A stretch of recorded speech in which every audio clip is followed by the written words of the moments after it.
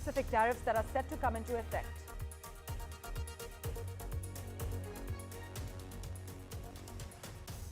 Amid US President Donald Trump's tariff war, Beijing has said both India and China, two largest developing countries, should stand together to overcome the difficulties.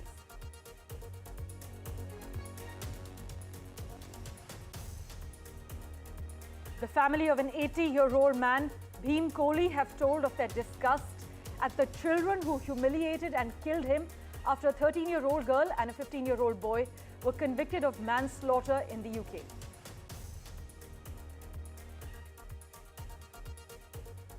Iran is ready to engage with the US at talks on Saturday over its nuclear program with a view to seal a deal, is what its foreign minister has said.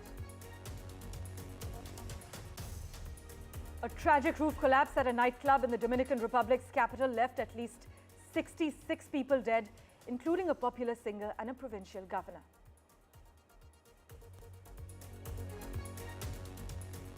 India and the United Arab Emirates have decided to elevate their comprehensive strategic partnership following a meeting between Prime Minister Modi and the Dubai Crown Prince.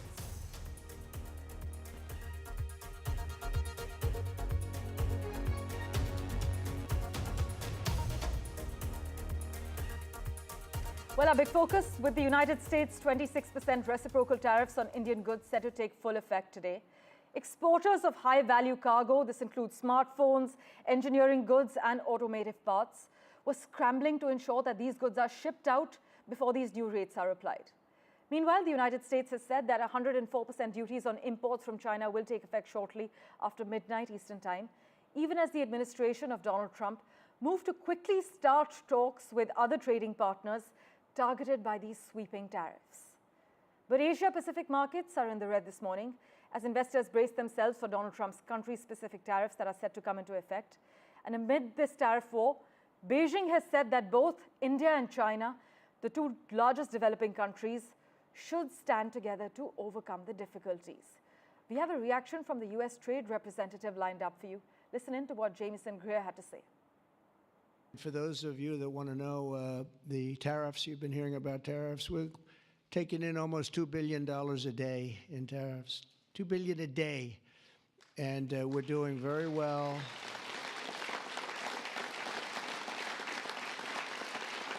Our average tariff on agricultural goods is 5%, but India's average tariff is 39%. You understand the trend here. Our trade deficit, driven by these non-reciprocal conditions, is a manifestation of the loss of the nation's ability to make, to grow, to build. Well, as we speak, some nations labeled worst offenders are scrambling to make nice with the White House to end this game before it reaches a potentially devastating climax. Meanwhile, China is, in contrast, playing a different game, one of retaliation and resistance. But for further clarity, we have with us former US Assistant Secretary of Commerce, Raymond Vickery. As always, sir, thank you so much for making time for us. With the announcement of these new tariffs on Chinese goods reaching a staggering 104%, how much further do you think the global markets will tumble? We're already seeing the Asia-Pacific markets are in the red. Are we witnessing the beginning of a prolonged economic downturn, or are you optimistic enough to say there's a chance for recovery? Well, thanks very much for having me. I think that we're in for a very rough ride. There is no sign that President Trump or his administration is backing off from what I consider to be an absurd and really disastrous approach to world trade. You know, after World War II, India, the United States, others entered into a general agreement on tariffs and trade, which was based upon a system in which there was consensus, extension of most favored nation, consideration of the different circumstances of developing nations versus developed nations, and tried to put in place a rules-based system. What's going on now is President Trump's vision of remaking the world economy on a bilateral basis without rules. And until that changes, you're going to see the markets do what they've done for the last 4 trading days, and that is moved down. The results are serious, not only internationally, not only in regard to U.S.-India relations, but they're serious here in the United States. President Trump was elected in large part upon an inflation fear. This, of course, fuels inflation. And the very idea that somehow you can create a fortress America economically and be divorced from the rest of the world, particularly friends and allies like India, like Australia and others, is a non-starter.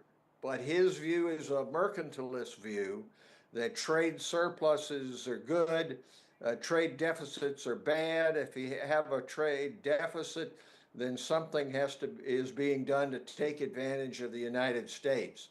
One hopes that India will step into the breach here and provide leadership as it has in the past with the G20 and others to be able to ameliorate this situation.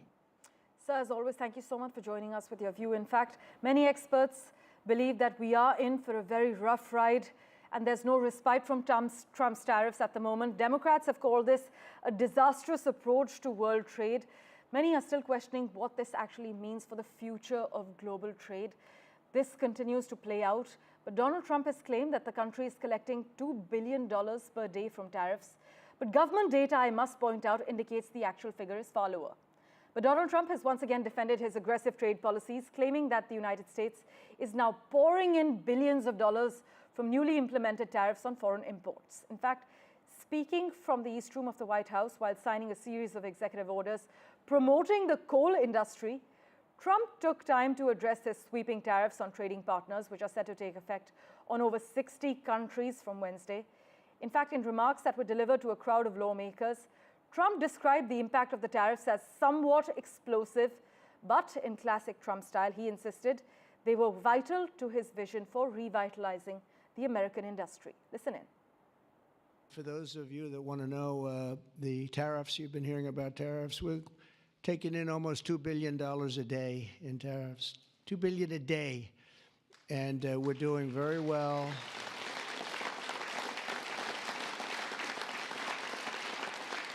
And we're doing very well in making, I call them tailored deals, not off the rack. These are tailored, highly tailored deals. Right now, Japan is flying here to make a deal. South Korea is flying here to make a deal, and others are flying here. And staying with updates from the United States, Elon Musk lashed out against the top White House trade advisor, Peter Navarro, calling him Peter Retardo and a dumber than a sack of bricks, escalating a feud between two of President Trump's allies over the administration's sweeping tariffs. This clash began when Mr. Navarro, a hardline Trump supporter, was asked about Musk's apparent skepticism of tariffs. Mr. Navarro, who is Mr. Trump's trade and manufacturing senior counselor, suggested Musk's support for free trade is driven by his desire for cheap foreign parts. For Tesla, he said Musk is not a car manufacturer. He's a car assembler in many cases, sourcing parts from other countries, even though Tesla has several US assembly plants.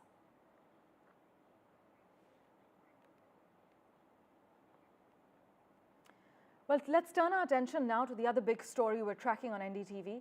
The proposed US bill to end the optional practical training OPT program is causing concern among Indian students studying in the US. Currently, OPT allows international STEM, that's science, tech, engineering, and math students to stay up for up to 3 years after graduation to work in the United States. And with over 3 lakh Indian students studying in the US, many are now in a state of panic as they fear they could be forced to leave immediately after graduation unless they transition to an H-1B visa. What exactly is this bill about? Well, the bill in question is aimed at ending the OPT program, which currently allows international students, particularly those in the fields of science, technology, engineering, and mathematics, to stay in the US for up to 3 years after graduation to work. To take this forward, we have with us live from Kansas City, legal expert Rekha Sharma Crawford. Thank you so much for making time for us. Just to understand this better, if this bill to end the OPT program passes, what immediate legal consequences could Indian students face upon graduation? And Could this lead to mass deportations or leave students in a legal limbo? I think that is what's happening, right? I mean, you're seeing it in the attack on student visas to begin with. And I think what you're starting to see is this. Now, this is a bill in Congress, so it is not anything that's going to happen quickly. Right. But if it does pass both houses of Congress and is signed into law by the president, then I think there's going to be grave concerns about the immediate impact and how quickly that would require people to leave. I think that's going to cause issues with training, with issues with studies. Right. So yeah, I think it can potentially wreak a lot of havoc. In fact, Ms. Crawford, for many Indian students, as we know, OPT is the gateway to building a career in the United States. How do you then foresee this bill affecting their professional futures, especially considering the competitive nature of the H-1B visa lottery? And I think this is part and parcel of an overarching concern that we have right now, which is that the students are all under attack. We know that there are increased numbers of visas that are being revoked and people being terminated through the SEVIS system, which is the Student and Exchange Visitor Information System, which is the database that tracks international students. So I think the two are tied together, Right. and they are an effort to really kind of increase the amount of influence that this administration is trying to have on global economies. Right, and also given that international students contribute significantly to the economy in the US, how might the elimination of OPT actually affect industries that rely on STEM graduates from countries like India? Could this backfire for the US economy in the long term? And to be honest, I don't think the administration cares. I mean, Right. we're seeing that wide scale and whole scale across a lot of our areas in the U.S. immigration system right now. I think that there will be an incredible brain drain, if you will, if the system, if the OPT bill actually passes. I think people will look for other places to go and other opportunities that are outside of the United States. And I think that's going to be a huge impact for the industry here as well as abroad. And in the event that the OPT is eliminated, if it happens, do Indian students have any legal options, or is transitioning to an H-1B visa their only hope? Are there any other avenues they might explore to remain in the US? I mean, the problem is it's becoming more and more restrictive. And so, those options are starting to get narrower and narrower. And I mean, the H-1B program, of course, with its backlogs, with its caps, is not a great solution for students. Higher education, again, with some of those issues that are going with student visas right now, that may also be closing those opportunities.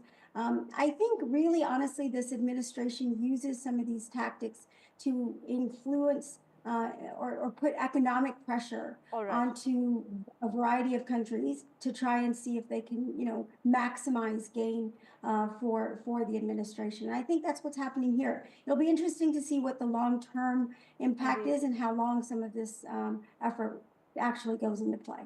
Well, we'll be keeping a close eye on all the developments. Thank you so much, Rekha Sharma Crawford, for joining us on NDTV.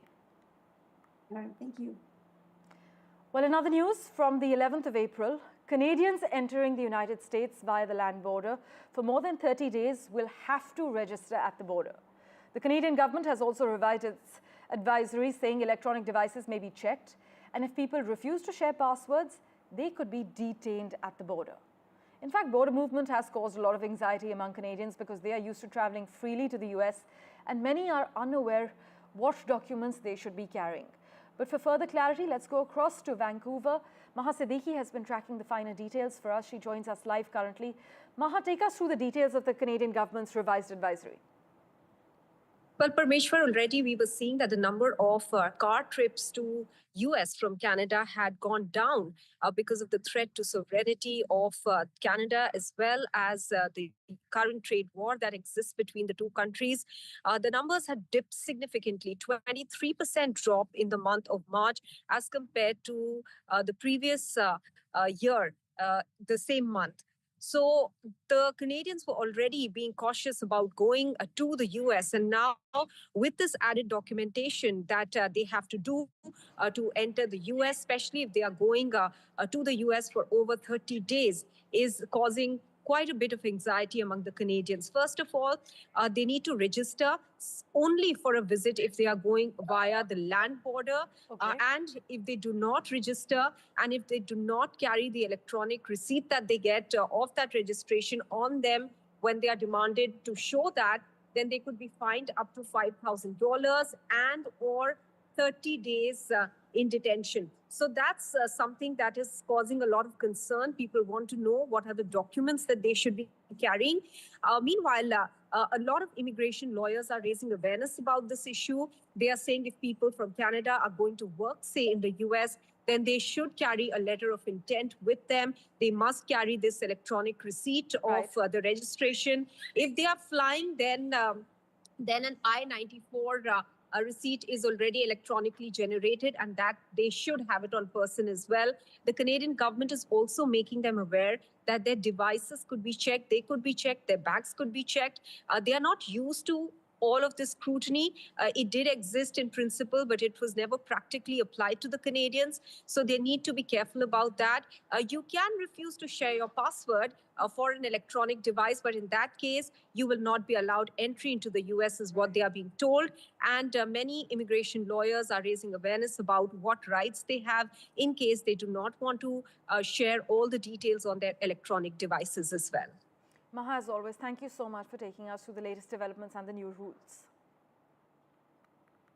Meanwhile, in the latest news coming in from the United States at the moment, the Trump administration plans to fine migrants under deportation orders up to $1,000, $998 to be precise, a day if they fail to leave the United States and to seize their property if they do not pay.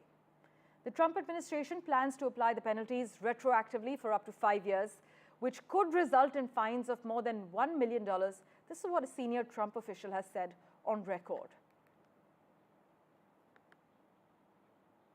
By the way, Iran is ready to engage with the US at talks on Saturday over its nuclear program with a view to seal a deal. This is what its foreign minister has said.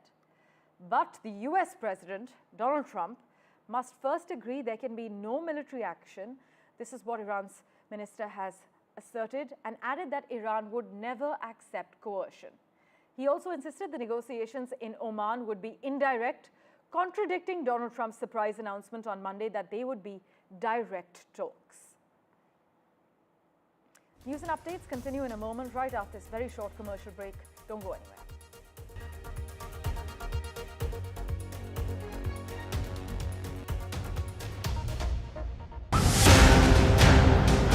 One of the worst earthquakes hit Thailand recently, and the tragedy is still unfolding. You can see some sniffer dogs here. Authorities have told me that they had located some vital signs, but they have not been able to pull anyone out. Question as to how did the 4 Chinese nationals manage to get inside such a highly fortified area. They managed to get in. They were successful in getting some 32 documents that established that Chinese connection to this site. It's also about a larger conspiracy that could be at hand. Whether the Chinese materials were substandard, all of that will have to be investigated. In today's interconnected world, India's voice is more crucial than ever. When India speaks, the world listens. At NDTV World, we are that voice, bringing you intelligent and insightful news from India and beyond. From geopolitics and diplomacy to economic shifts, migrations, tech disruptions, and the stories of our diaspora. We cover the news that shapes our global future. NDTV World, your new home for global news, is here. From energy grids to tech breakthroughs to defense cooperation, Prime Minister Modi's 4th visit to Sri Lanka is set to be the most consequential, one that will elevate and reshape the India-Sri Lanka ties from here on. And watch that unmatched, non-stop ground coverage on NDTV World with me, Gauri Dwivedi, right here from Colombo. From interesting tech startups to industry-leading companies, politics, sports, culture, curry, cricket. Oh, there's so much to talk about.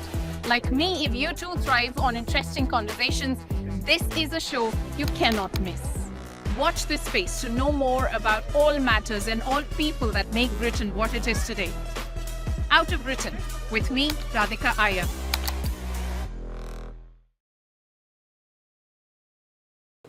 When we spoke the last time you were in India, you did mention that you've actually spent more time in India than American universities. I remember you saying that, and a lot of your thought process has been conditioned by the time you've spent in India. Those formative years, they really shaped you. What, according to you, has been your biggest takeaway from your experiences and learnings during your time in India? Well, I grew up with Indians. From the age of 5, I was surrounded by Indians. This was a boarding school. So morning, noon, and night, we had Indian friends. Our teachers were all Indian. And as such, Indian values would have automatically permeated within me and shaped me. But more precisely, it is in the classroom. We studied Indian history, ancient history, in civilization, medieval India, modern India, the fight to independence. So all of this would have shaped me, the person I am, and my worldview. But if you ask me one specific thing that has really had a lasting impression on me, it is the National Cadet Corps, NCC. So I took part in the NCC, and I enjoyed every moment in the NCC. And every year,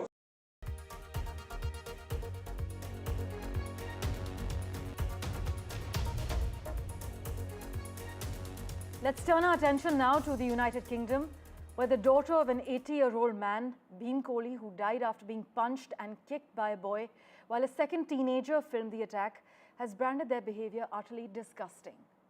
Bheem Kohli died the day after the intense attack on the 1st of September, in which he was racially abused by a 15-year-old boy who slapped him in the face with a slider shoe while he was on his knees. Meanwhile, a 13-year-old girl encouraged this assault and laughed as she filmed it on her phone. Both were convicted of manslaughter. We have a reaction from Bheem Kohli's family and a report from Amelia Harper of Sky News. Listen in. Our home feels so empty without him and will never be the same. Every time my mum opens the front door, she thinks about what happened to her husband. Listening to the enormity of what happened, what Dad was subjected to, will never leave us. We feel angry and disgust towards the teenagers who took Dad away from us. They humiliated him. An 80-year-old man assaulted him, filmed it and laughed at him. Dad did not deserve this, and we wouldn't wish this on anyone else.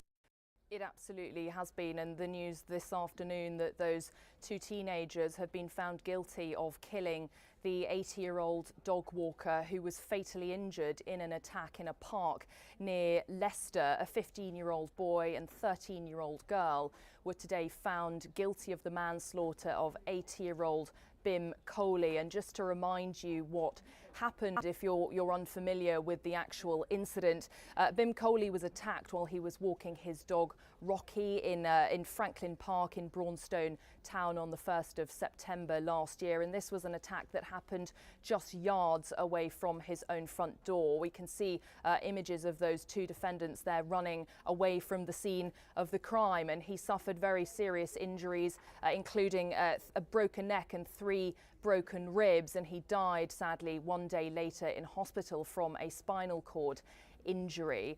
And the jury during the trial were told that this was an intense attack. He was subjected to racial abuse by the boy before he was pushed to the ground and slapped around the face with a slider shoe, a bit like a flip-flop really. And while this was happening, the girl encouraged the violence, laughed and filmed it on her mobile phone.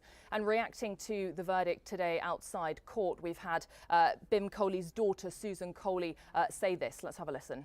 We feel angry and disgust towards the teenagers who took Dad away from us. They humiliated him. An 80-year-old man assaulted him, filmed it and laughed at him. Dad did not deserve this, and we wouldn't wish this on anyone else.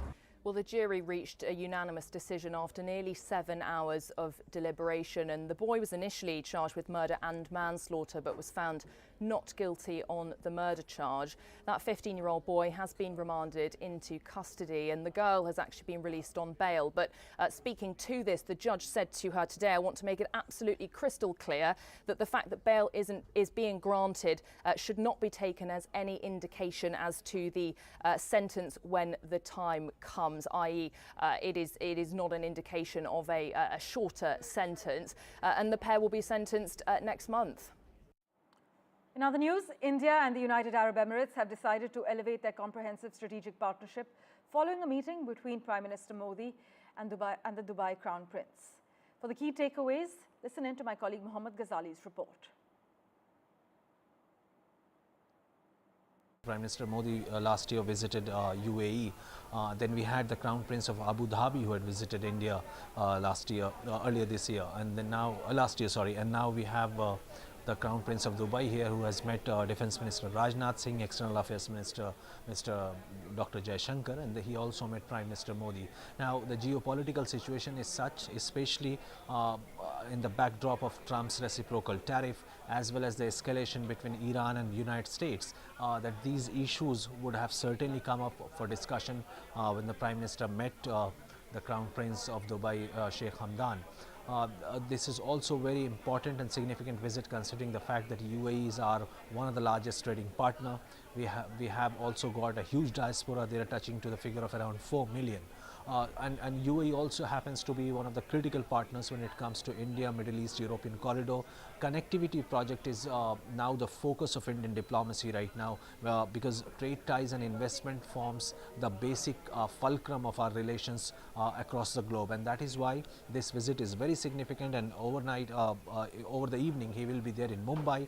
There is a business CEO meeting also happening, because he is accompanied by a large delegation of ministers as well as business leaders from UAE. The focus will be on Make in India campaign of the Prime Minister Modi, or Invest in India campaign. Switching tracks, an iconic nightclub in Santo Domingo, the capital of the Dominican Republic, collapsed during a live concert. In fact, the roof of the Jet Set nightclub suddenly collapsed. Hundreds of people were present, including high-profile politicians and athletes. Officials have reported that at least 79 people have died and over 160 others were injured.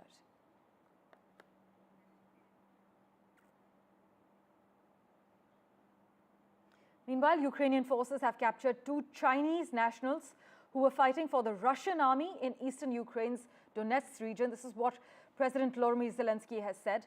In fact, Ukraine's foreign minister said that Chinese troops fighting on Ukrainian territory puts into question China's declared stance for peace, and added that their envoy in Kyiv was summoned for an explanation.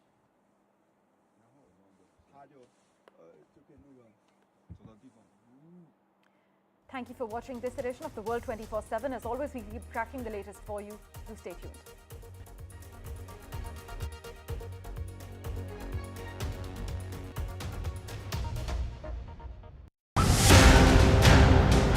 One of the worst earthquakes hit Thailand recently, and the tragedy is still unfolding. You can see some sniffer dogs here. Authorities have told me that they had located some vital signs, but they have not been able to pull anyone out. Question as to how did the 4 Chinese nationals manage to get inside such a highly fortified area. They managed to get in. They were successful in getting some 32 documents that established that Chinese connection to this site. It's also about a larger conspiracy that could be at hand. Whether the Chinese materials were substandard, all of that will have to be investigated.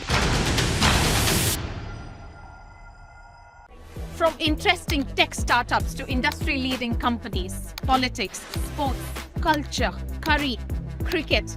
Oh, there's so much to talk about. Like me, if you too thrive on interesting conversations, this is a show you cannot miss. Watch this space to know more about all matters and all people that make Britain what it is today. Out of Britain, with me, Radhika Iyer.